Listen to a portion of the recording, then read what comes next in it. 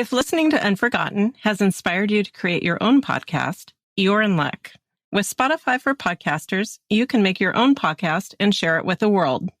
And the Spotify platform makes it super easy to get started. With Spotify for Podcasters, you can record and edit podcasts right from your phone or computer. So no matter where you are when an idea hits, you're ready to start recording. Spotify for Podcasters makes it easy to distribute your podcast to Spotify and everywhere else podcasts are heard. Plus, you can do video podcasts and engage with fans through Q&A and polls. You can even earn money in a variety of ways, including ads and podcast subscriptions. And best of all, it's free. Download the Spotify for Podcasters app or go to www.spotify.com/podcasters and sign up for your free account to start recording and sharing your podcast with the world.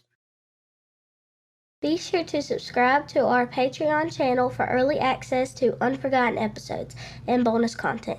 Your subscription will help support the efforts of ACCA in assisting families and raising awareness for Alabama cold cases.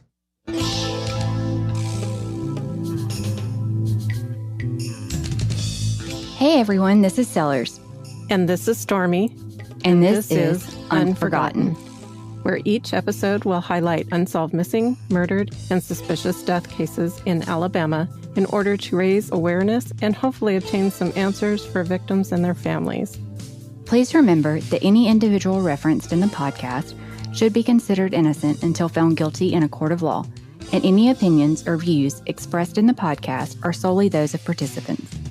Listener discretion is advised, as some of the content discussed in the podcast may contain violence or graphic descriptions and may not be suitable for all audiences. Hey guys, and welcome back. We're starting out a little differently today because on January 19th, we received some bittersweet news.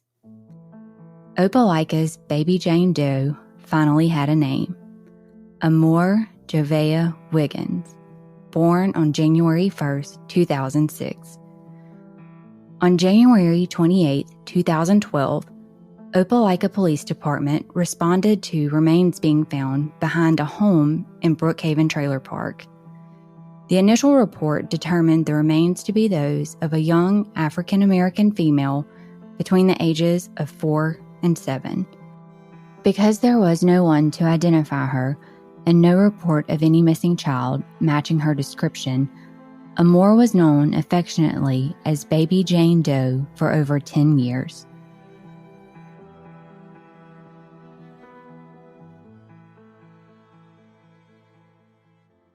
Opelika PD spent countless hours reviewing over 15,000 case files and followed up on thousands and thousands of tips.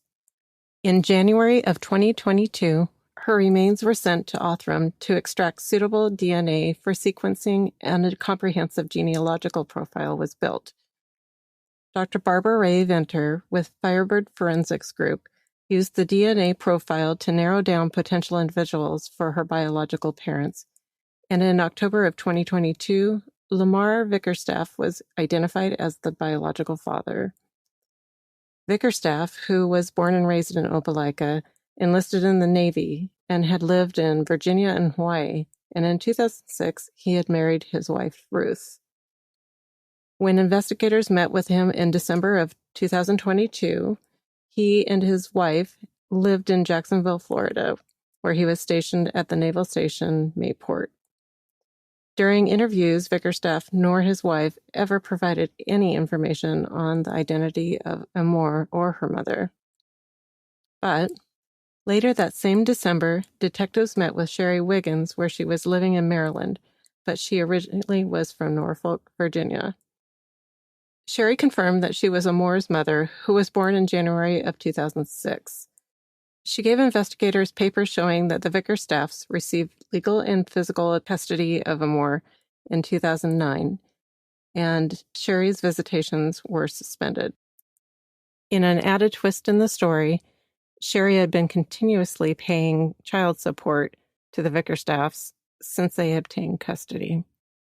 Sherry didn't even know her daughter had been missing. That part just blew my mind when I heard that in the conference today. It really did to me too. I was like, you kind of wonder, because this has happened with other children, where they hide a disappearance and then continue to collect. Mm-hmm. And it's just a horrendous thing. I mean, it's the murder, or even, the murder, or even just a custody battle, when they fraud the payment on top of that, it's just terrible. Especially for a parent who didn't even know. Right. I was just going to say, because her mom didn't even realize her daughter was missing because she had lost custody at that point. After the Vickerstaffs obtained custody, Amore's life does not appear to have been spent in a loving and safe environment with parents who showered her with affection and attention, at least not the kind that she deserved. The autopsy showed Amore had fractures to her skull, arms, legs, shoulders, and ribs. There were more than 15 fractures in all. All had evidence of healing and appeared to have occurred at some point prior to her death. She was also malnourished and blind in her left eye due to a fracture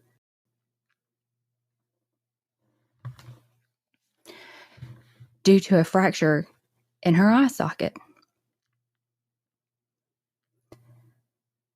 The autopsy determined that her cause of death was homicide, and it was estimated to have occurred between 2010 and 2011. Amore had never been enrolled in school. There were no apparent medical records, and she had never been reported missing. As you can tell, this is very heartbreaking, just reading it. Very emotional. And I remember watching the news conference thinking, look at those officers and investigators, and listening to the people, and so many tears and emotion. And I can hear it in Seller's voice, and I'm feeling it in mine now. I think it's tough. I know. It is really tough. I can't even imagine for all those people that were really attached to Baby Jane Doe at the time, and to hear her name spoken. They put a lot of work and time into identifying Amore and getting justice. To read the effort that went into this and to see them in the press conference today, Opelika Police Department had a lot of love for Amore. Yeah. Many. I think she had a bigger family than she ever realized in life. On January 17th, Vickerstaffs were arrested. Lamar was charged with felony murder, and Ruth was charged with failure to report a missing child. They actually waived extradition and will be transported to Alabama to wait trial. Opelika Police Department continues their investigation into what happened to Amore Joveah Wiggins. If you or anyone you know has any information regarding the relationship that Lamar and Ruth had with Amore and or her time in Opelika, please contact the Opelika Police Department Detective Division at 334-705-5220, or you can use the Secret Witness Hotline at 334-745-8665. Wiggins is a native of Norfolk, Virginia, and stated she gave birth to a baby girl.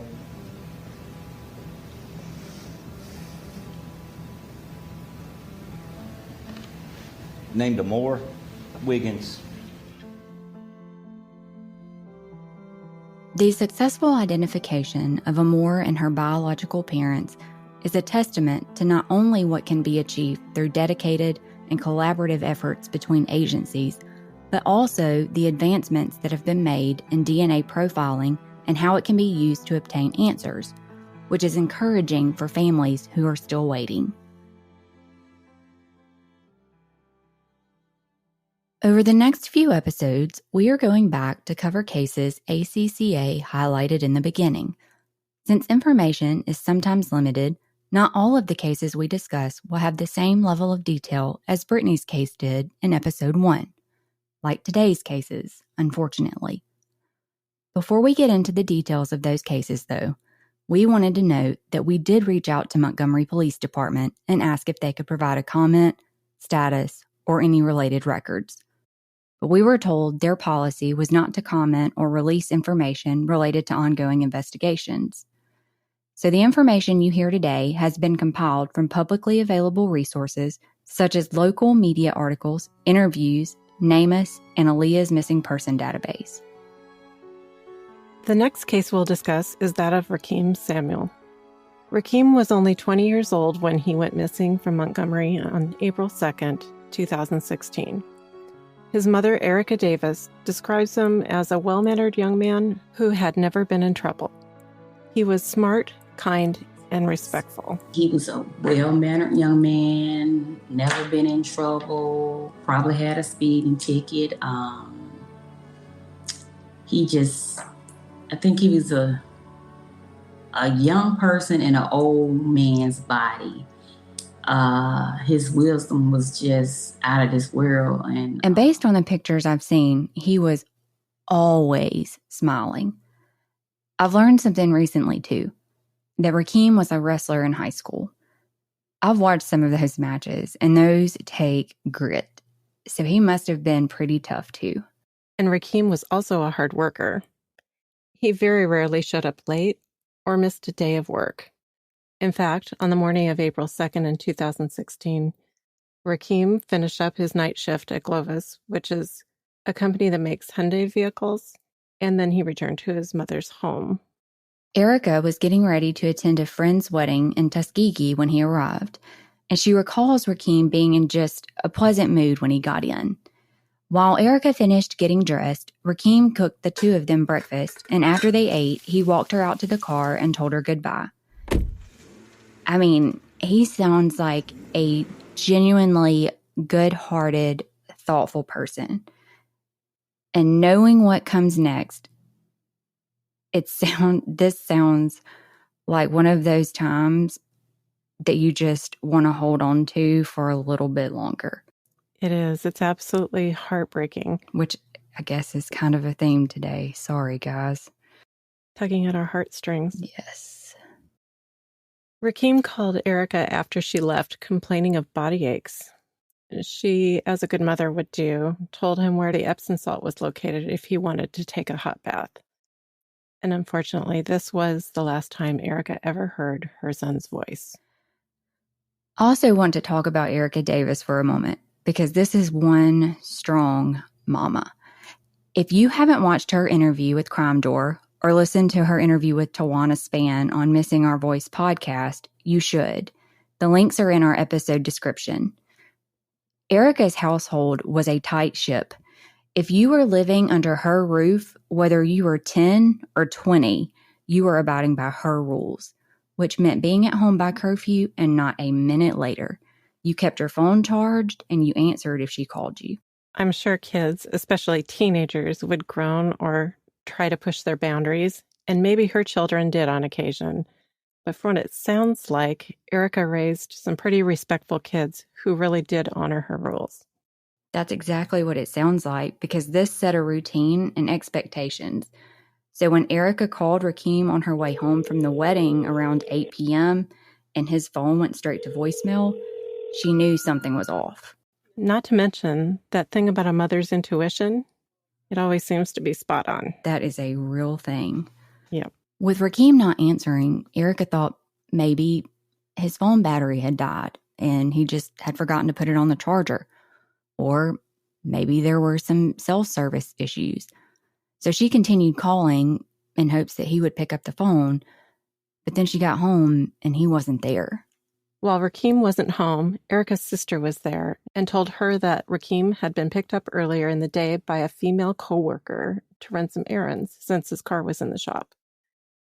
Her sister thought it was odd that the young lady didn't pull up in front of the house or the driveway and instead parked slightly down from the front of the house. As time continued to creep up on Rickem's midnight curfew, Erica reminded herself that he still had a few minutes before she really needed to start questioning his whereabouts. However, the routines and expectations she'd built for her children were broken when her calls that evening had repeatedly gone straight to voicemail and her concern was steadily growing. When she continued to receive Rickem's voicemail and he hadn't returned home by midnight, she called Rickem's father to see if he had heard anything. He had told her not to worry, just give Rickem time. He'd probably be home soon. Throughout the following day, Erica continued trying to contact Rickem with no luck. She contacted family members, hoping that maybe they had seen or spoke with him, but they hadn't. She also called his father again, at which point his father made the decision to travel from his home in Bruton to Montgomery. That afternoon, while Erica was in her driveway vacuuming out her car, she was approached by the friend who had picked Rickem up on Saturday. She asked to see Rickem so she could give him back his cell phone charger, which she was holding. Later, when looking back on this moment, Erica recalled the young woman was holding the charger as though she didn't really want to touch it. After Erica informed Rickem's friend that he wasn't home, his friend went on to say that after lunch, she had taken Rickem to one of his classmates' homes, and then she took him to meet up with another Glovis worker at Walmart on Eastern Boulevard around 1:30 p.m. She said that Rickem had planned to return to her house later and pick up some, quote, things he had left there. Erica was certain something was terribly wrong when Rickem had still not returned by Monday, April 4th, 2016. Taking a more proactive approach, she contacted her phone provider, explained what was going on, and requested the last numbers Rickem had any communication with, whether it was through phone call or text.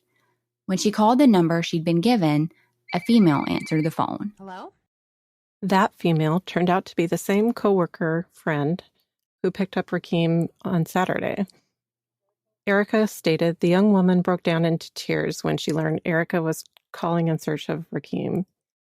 When Erica asked why she was so upset, the young woman explained that when she dropped off Rickem at Walmart, he had gotten into a black four-door Nissan Versa with a male coworker and another man who was someone that Rickem didn't know.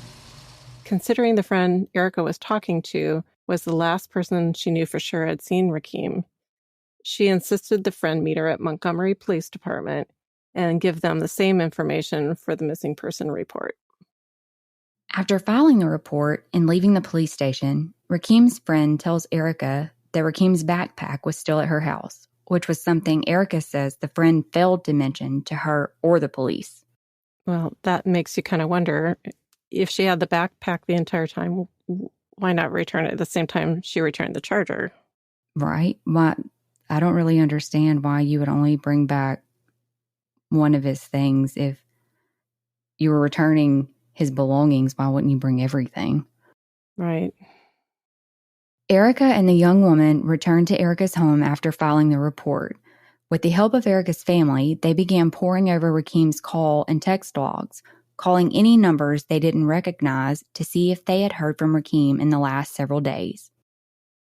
They even went by the classmate's home to see if Rickem was there or if the classmate had spoken to him again.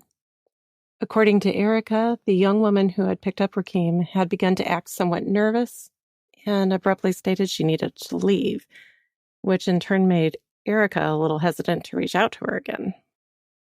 I can't say that I blame her.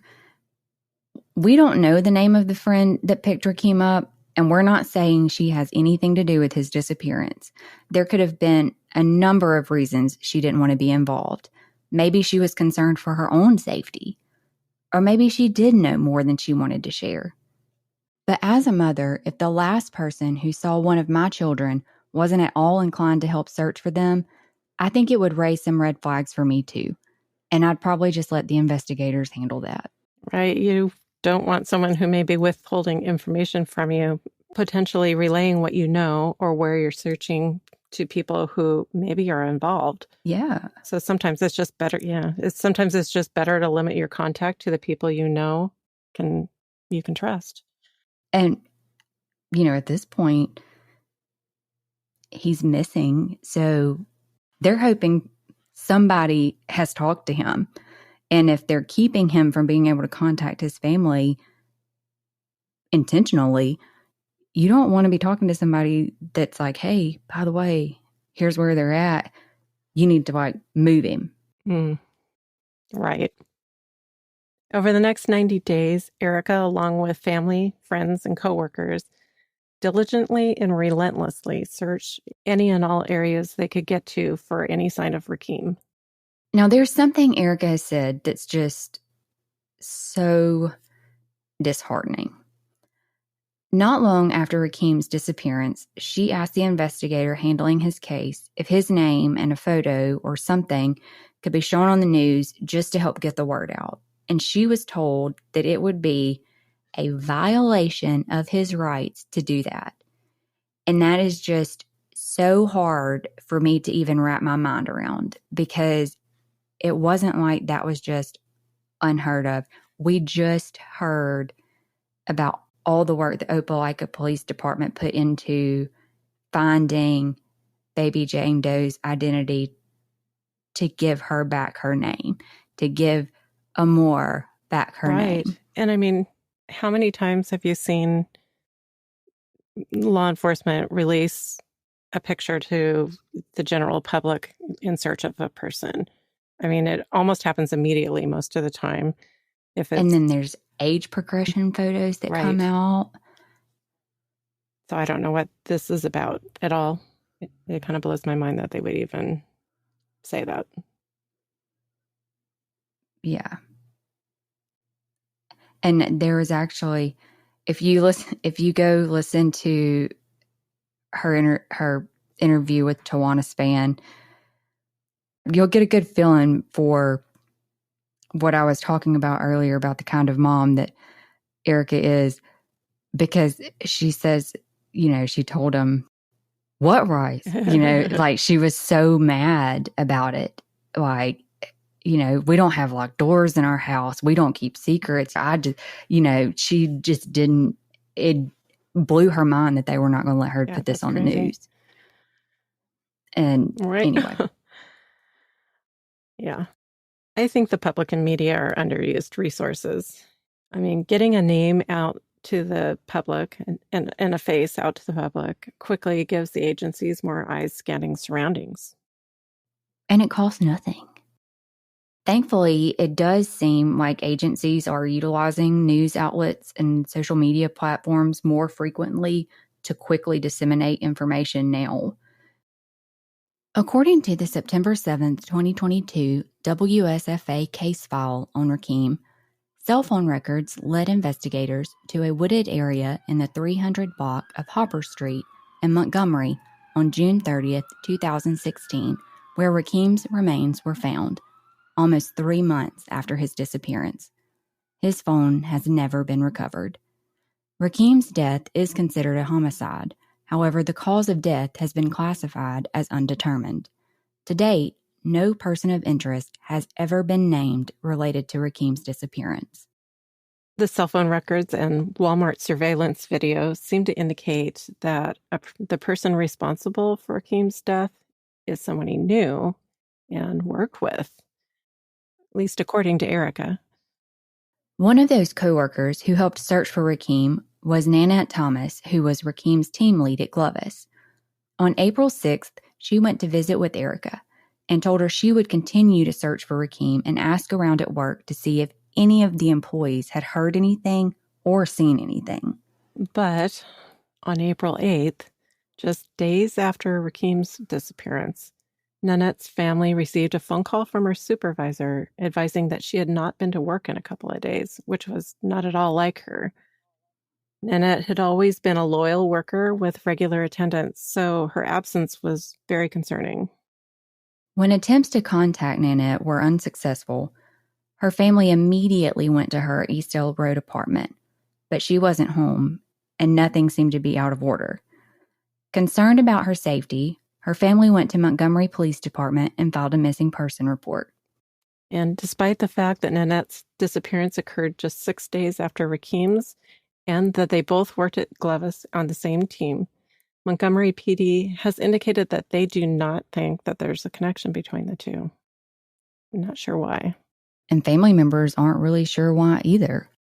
Erica told Jasmine Williams with WSFA that she felt the two cases were connected. They work on the same line. That was his team leader. I truly feel like they're connected because I know what she told me before leaving my home, going looking for my son, that she was finna ask questions. She was finna get to the bottom of it. While Nanette's 6 years family was later, just starting Rickem's case remains unsolved, and Nanette is still missing.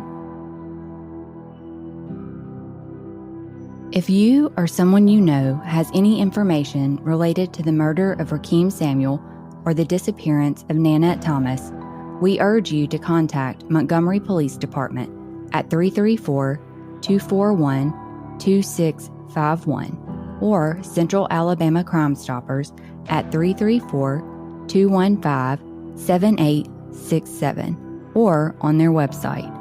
As always, you can also message us on the Alabama Cold Case Advocacy Facebook page or by email as noted in the description. Unforgotten is an Alabama cold case advocacy podcast recorded in conjunction with Riverside FM, hosted and distributed by Anchor FM, available on your favorite podcast platform. Intro music for the show was created by Principles of Uncertainty, who also mixed and mastered this episode. Content and production is by Sellers and Stormy, artwork by Sellers. Credits for music, sound clips, special mentions, and any source referenced in our podcast can be found in each episode's description. We hope you will join us on all the major social media sites and continue to raise awareness of our Alabama cold cases. Until next time, thank you for listening to Unforgotten.